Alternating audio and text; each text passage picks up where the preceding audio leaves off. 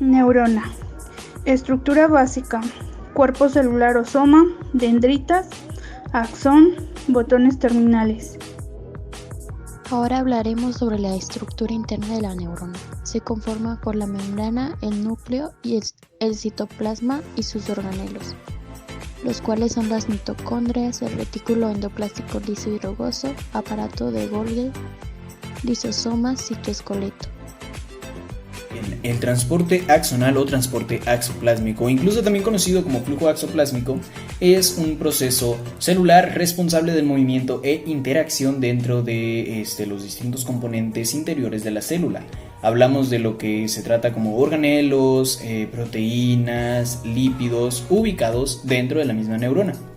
El primer movimiento, conocido como anterógrado, ocurre en esta dirección ocurre desde el cuerpo celular hasta el axón. Esa es la primera dirección, pero también encontramos como una contraparte el movimiento retrógrado o flujo axoplásmico retrógrado, el cual ocurre desde el axón hasta el cuerpo celular. Son dos direcciones totalmente distintas y se le podría denominar centrífugo o centrípeto en referencia al centro de la célula, el cual es el soma. Conducción del potencial de acción a lo largo del axón. Ley de todo o nada, principio que define que una vez desencadenado el potencial de acción en un axón, este se propaga sin disminuir hasta el final de la fibra. Ley de frecuencia, principio que define que las variaciones de intensidad de un estímulo u otra información que se transmite por un axón se representa mediante variaciones de la frecuencia de descarga del axón. Conducción saltatoria, conducción de potenciales de acción por axones mielínicos. El potencial de acción parece saltar de un nódulo de Ramier al siguiente.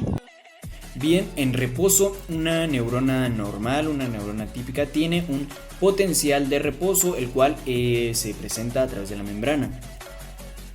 El voltaje suele oscilar de menos 60 a menos 70 milivoltios. Esto significa que el interior de la célula está cargado más negativamente en relación con el exterior.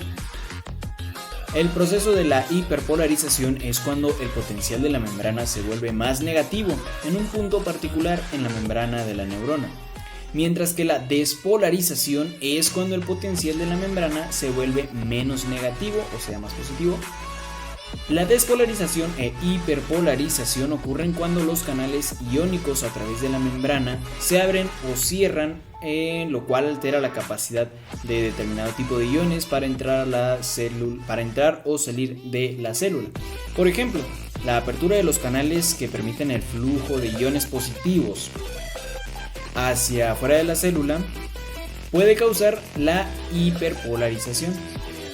Algunos ejemplos de esto es la apertura de canales que dejan salir el potasio de la célula o el cloro hacia la célula. La apertura de canales que permiten el flujo de iones positivos hacia la célula puede causar la despolarización. Ejemplo, la apertura de canales que dejan entrar el sodio a la célula, sodio positivo. La apertura y cierre de estos canales pueden depender de la unión de moléculas de señalización, tales como neurotransmisores o canales iónicos activados por ligando, o de voltaje a través de la membrana, canales iónicos también dependientes de voltaje. Cambios iónicos durante el potencial de acción. Número 1. Se abren los canales de sodio y el sodio entra en la célula. 2. Se abren los canales de potasio. 3. Se cierran los canales de sodio. 4. El potasio sale de la célula haciendo que el potencial de membrana vuelva a nivel de reposo. 5. Se cierran los canales de potasio.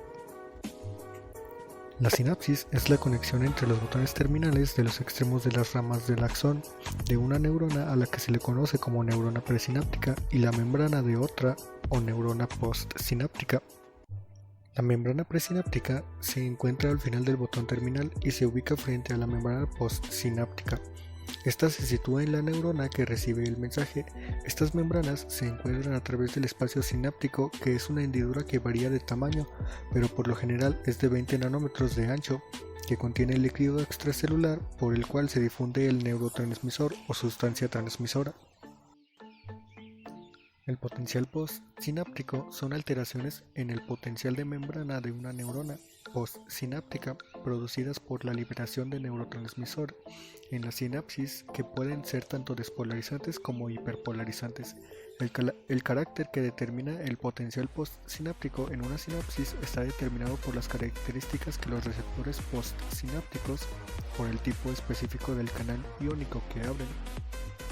Existen dos tipos de potenciales postsinápticos. El primero es el potencial excitatorio postsináptico o PEPS. Es la despolarización excitatoria de la membrana postsináptica de una sinapsis causada por la liberación de un neurotransmisor en el botón terminal. El segundo es el potencial inhibitorio postsináptico o PIPS. Es la hiperpolarización inhibitoria de la membrana postsináptica de una sinapsis causada por la liberación de un neurotransmisor en el botón terminal.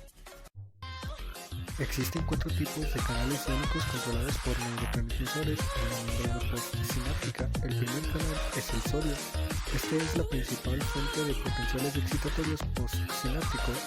El sodio se encuentra fuera de la célula en espera a que las fuerzas de difusión y presión electrostática lo empujen hacia el interior de la célula. Cuando los canales de sodio se hallan abiertos, es una despolarización. El segundo es el canal del potasio. Si estos canales se abrieran, el potasio se enreda de la sodio y como este está cargado positivamente, su salida hiperpolarizaría, produciendo un potencial inhibitorio postsináptico.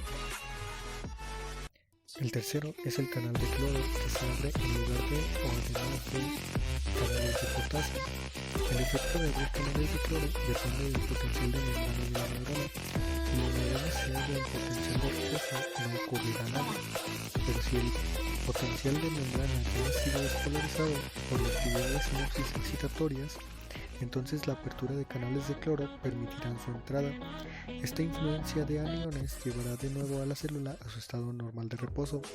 Esta apertura de canales de cloro sirve para neutralizar los PEPs. Y por último están los canales de calcio. Estos tienen carga positiva y tienen mayor concentración al exterior de la célula. Estos despolarizan la membrana produciendo PEPs, pero además el calcio desencadena la migración de vesículas sinápticas y la liberación de neurotransmisor. Neurotransmisores son sustancias que, depositadas en las hendiduras sinápticas, pueden actuar sobre los receptores postsinápticos e iniciar o inhibir los potenciales de acción postsinápticos. Etapas del neurotransmisor. La información es transmitida a través de una sinapsis en 4 etapas básicas. Las moléculas del neurotransmisor son sintetizadas y almacenadas en el terminal axónico. El transmisor es transportado hasta la membrana presináptica y liberado en respuesta a un potencial de acción. El transmisor interactúa con los receptores de membrana de las células localizadas del otro lado de la sinapsis. El transmisor es inactivado o seguirá funcionando indefinidamente. Síntesis del transmisor. Existen 2 vías fundamentales para la elaboración del neurotransmisor. Algunos se forman en el terminal axónico a partir de principios básicos derivados de los alimentos. Las proteínas transportadoras de la membrana celular captan de la sangre los precursores químicos requeridos. Las mitocondrias en el terminal axónico suministran energía para la síntesis de esos neurotransmisores a partir de sus precursores químicos. Otros neurotransmisores son elaborados en el cuerpo celular según las instrucciones contenidas en el ADN de la neurona, envueltos por membranas en los corpúsculos de Golgi y transportados en los microtúbulos hasta el terminal axónico. Almacenamiento del transmisor. En el terminal axónico, los neurotransmisores, elaborados de cualquiera de esta manera, son recogidos en membranas que forman vesículas sinápticas. Estas vesículas se almacenan de 3 modos. Algunas se acumulan en gránulos de almacenamiento, otras son fijadas a los filamentos en el terminal y otras son adosadas a la membrana presináptica, preparadas para su liberación en la hendidura sináptica. Liberación del neurotransmisor. La liberación del neurotransmisor es, básicamente, el potencial de acción. Cuando un potencial de acción se propaga de la membrana postsináptica, los cambios de voltaje en la membrana ponen en marcha el proceso de liberación. Tipos de receptores.